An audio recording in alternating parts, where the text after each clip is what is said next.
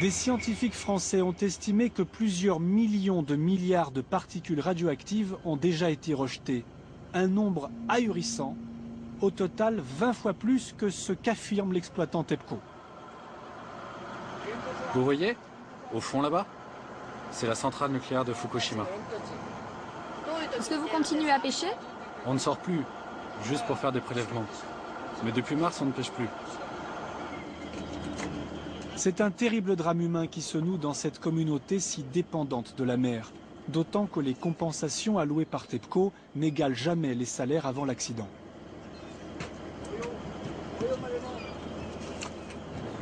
Comme on n'a plus de boulot, on sort parfois juste pour récupérer les débris du tsunami dans la mer.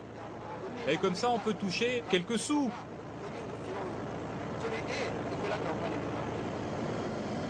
Et on ne compte plus le nombre de pêcheurs contraints d'abandonner leur métier face à une pollution qui durera encore des années.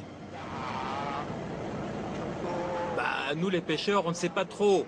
Mais j'ai entendu dire que peut-être pendant encore 10 ans, on ne pourra pas pêcher.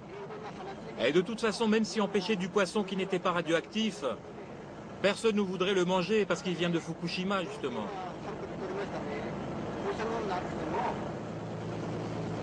La pêche du jour ne nourrira donc personne. À peine débarqués, les poissons sont passés au crible par des spécialistes de la radioactivité. On a un nombre d'appareils limité pour faire des mesures, donc on ne peut pas tout prendre. Alors, on choisit surtout des espèces importantes pour l'industrie de la mer, et les espèces chez qui on a trouvé beaucoup de radioactivité avant. C'est celles-ci que nous allons emporter.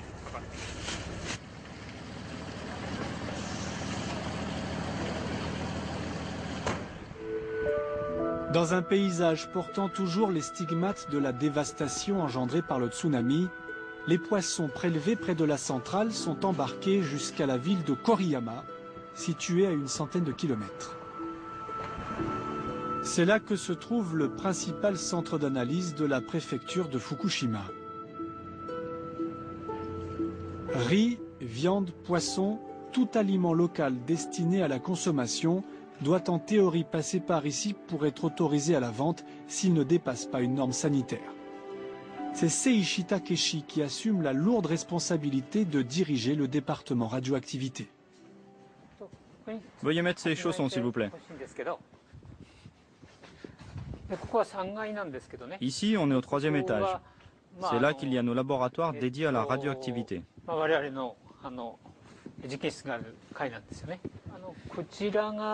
Dans cette salle, nous faisons la préparation avant le contrôle.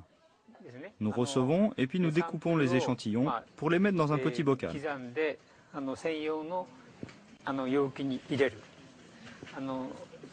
En ce moment, les techniciens sont en train de préparer du poisson. Depuis la catastrophe, ce sont près de 500 échantillons qui déferlent chaque jour. Pour faire face, le centre a dû s'équiper de 10 détecteurs au germanium flambant neufs, les seuls capables de mesurer précisément la contamination par le césium. Et ce rythme infernal n'est pas près de cesser car un an après, beaucoup de poissons restent impropres à la consommation. Je suis inquiet. Les poissons migrateurs comme le thon, le bonito, le chinchard ou la sardine n'ont plus beaucoup de radioactivité. Mais maintenant, on en détecte chez les poissons qui vivent dans les fonds marins près des côtes. Donc on peut penser qu'il y a de la boue radioactive au fond de la mer et qu'elle ne disparaîtra pas facilement. En fait, il y a du césium qui arrive sans arrêt dans la mer. Il vient des rivières, de la terre ou des conduits d'évacuation de la centrale nucléaire. Ça continue sans arrêt et la boue au fond de la mer ne sera pas déplacée facilement par les vagues. J'imagine que ça va durer encore longtemps.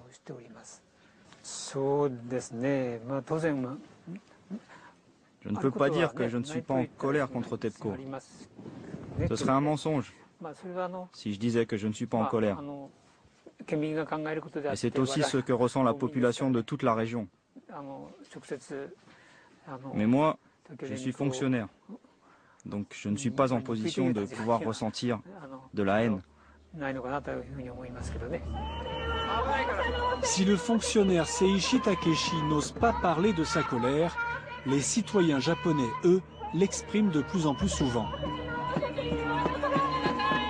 Chaque mois, devant le siège de TEPCO à Tokyo et dans toute la ville, les manifestants antinucléaires battent le pavé. TEPCO, arrêtez de mentir!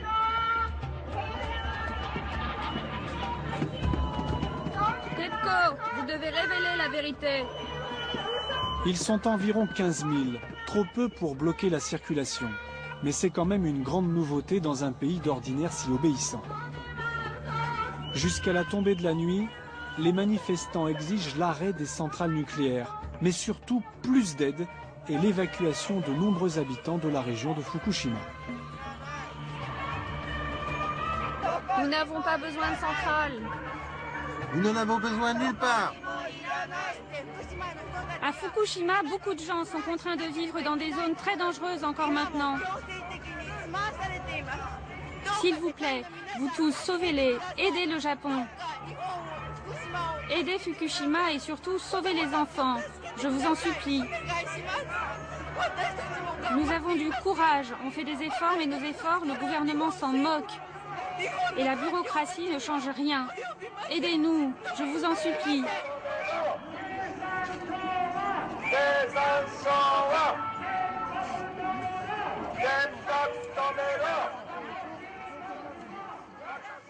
Si l'État reste inactif, quelques citoyens révoltés organisent la résistance sur le terrain. Une association emblématique a été créée à Fukushima, le CRMS, organisation indépendante qui offre aux citoyens la possibilité de mesurer en toute confiance la radioactivité de leurs produits alimentaires ou de leurs terres. Son fondateur, Wataru Iwata, était un simple musicien. Il a dû se former en quelques mois à la physique nucléaire. Le CRMS dispose d'équipements de mesure high-tech bien souvent donnés par d'autres pays, comme leur dernière acquisition offerte par la Biélorussie, victime de Tchernobyl. Un appareil capable de mesurer l'irradiation interne subie par les individus.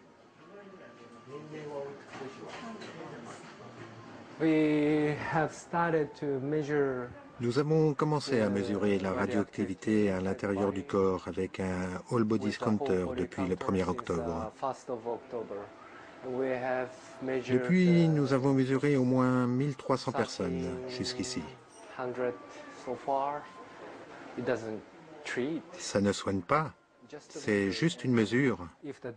Mais si les données sont utiles aux gens pour qu'ils prennent des décisions ou qu'ils surveillent mieux leur mode de vie, c'est déjà bien. Dans la région, ils sont plusieurs milliers à vouloir connaître leur niveau de contamination. En majorité des parents terriblement inquiets pour la santé de leurs enfants.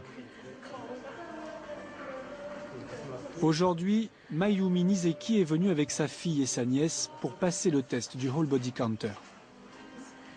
J'ai choisi un réseau fondé par la communauté parce que j'ai beaucoup plus confiance. Je pense qu'ici, c'est le meilleur endroit.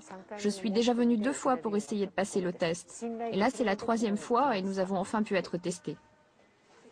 Je n'ai pas confiance dans le gouvernement. Avec eux, je ne sais pas quand je pourrai passer un test.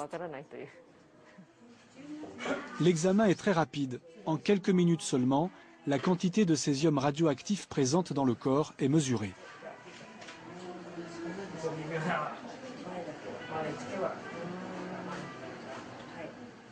Les résultats ne laissent planer aucun doute sur le danger qu'encourent les habitants de Fukushima.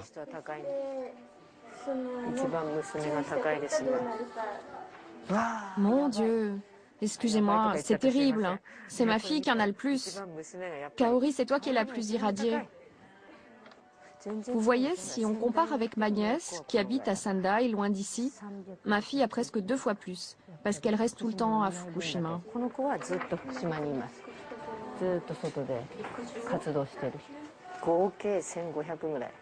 Ça craint. J'ai combien alors? C'est terrible. Elle va au lycée à Fukushima. On ne peut pas la changer d'école, alors on va essayer de lui trouver un endroit plus éloigné pour dormir, mais c'est difficile. Il y a plus d'1 million de personnes qui vivent dans des zones dépassant la norme. Donc je pense vraiment qu'au fil des années, il y aura une augmentation des cancers, des leucémies et bien d'autres maladies.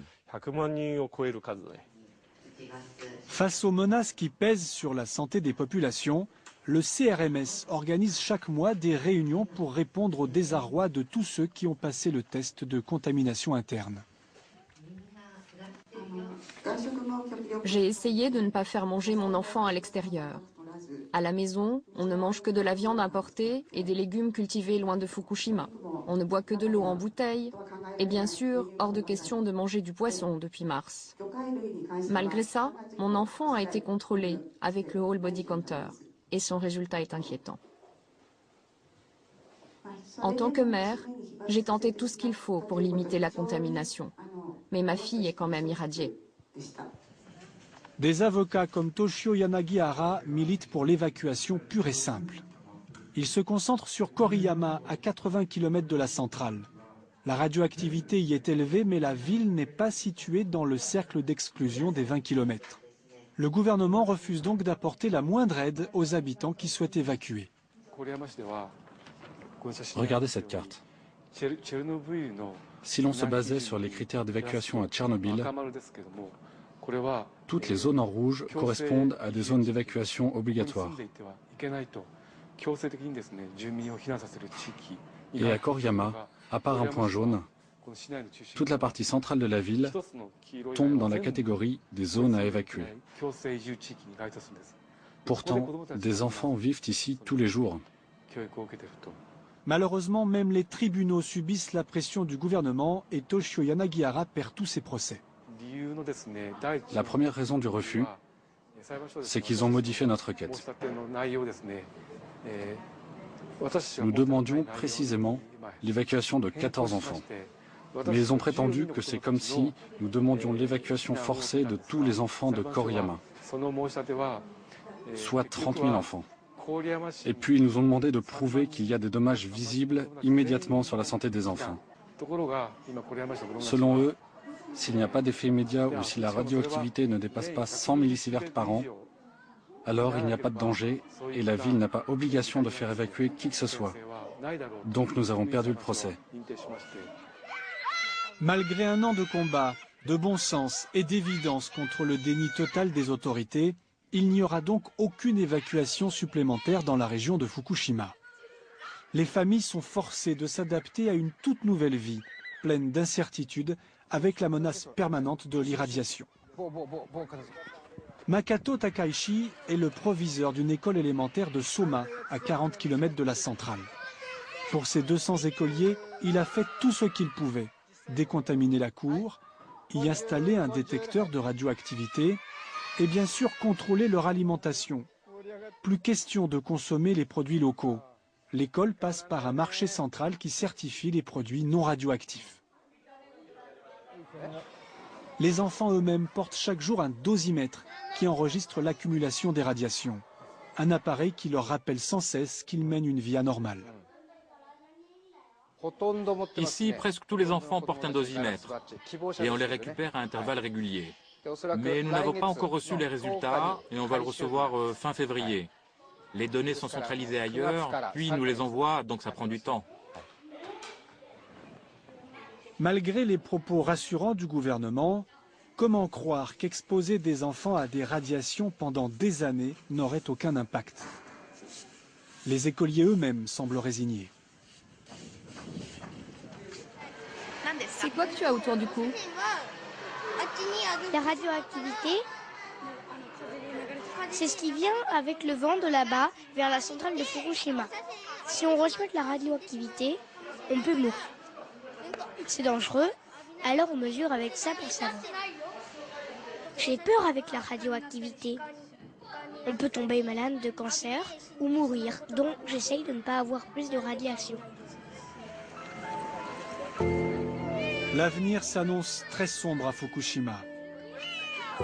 Après Tchernobyl, il aura fallu plus de 20 ans pour constater l'impact terrible des radiations sur la santé des populations, même éloignées de la centrale. Au Japon, le gouvernement semble décidé à sacrifier ses citoyens, ses propres enfants, pour préserver l'ordre et tourner définitivement la page.